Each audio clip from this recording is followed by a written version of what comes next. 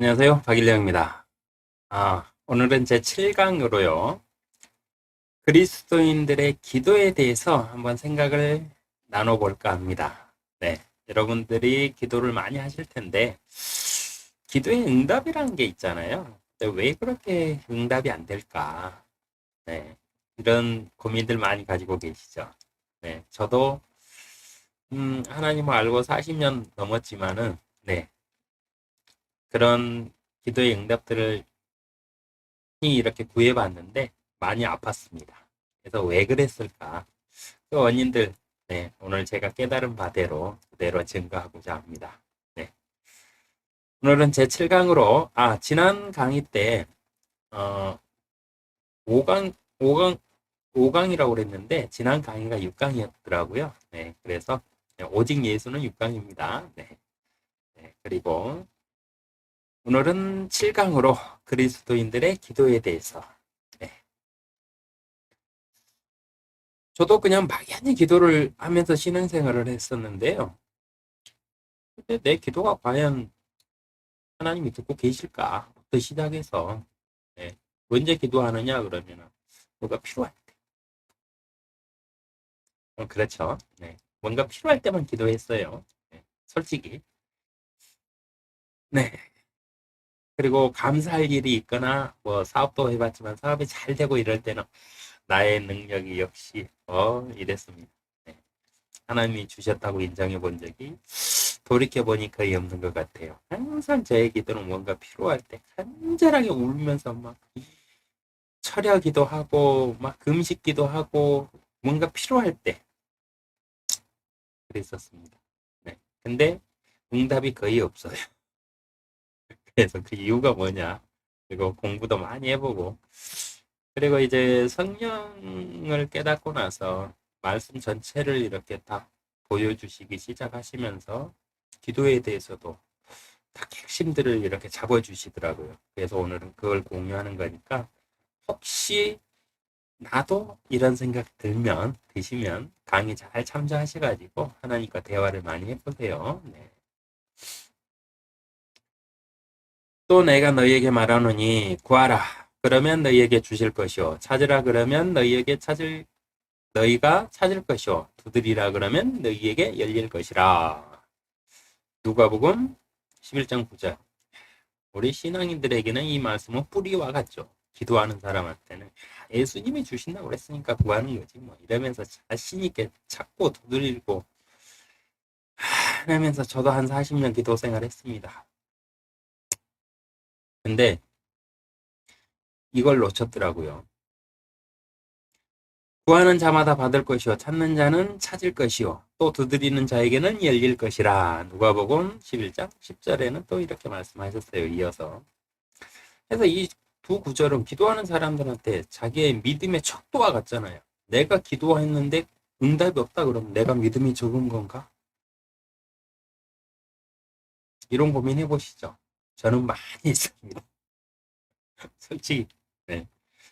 내가 막 기도를 하고 뭐 교회를 위해서도 기도하고 이제 거룩한 척 하려고 신앙생활 하다 보면 저도 막 이제 거룩한 사람 된 것 같잖아요. 그래서 막 청년부 활동할 때도 막 뭐 우리 교회를 위해서 우리 뭐 앞에 대표 기도하면 뭐 나라와 민족을 위해서 막 기도하고 하잖아요. 저는 또 신학까지 공부했거든요. 그냥 교단에 있으면 그냥 이 세상 대한민국에 우리 뭐 온 인류의 뭐 하나님의 복음이 어떠고 저떠고 막 기도했습니다.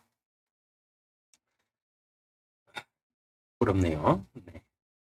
근데 제가 그렇게 40년 동안은 기도해 왔지만 놓치고 있었던 게 이거예요. 무엇을 구하고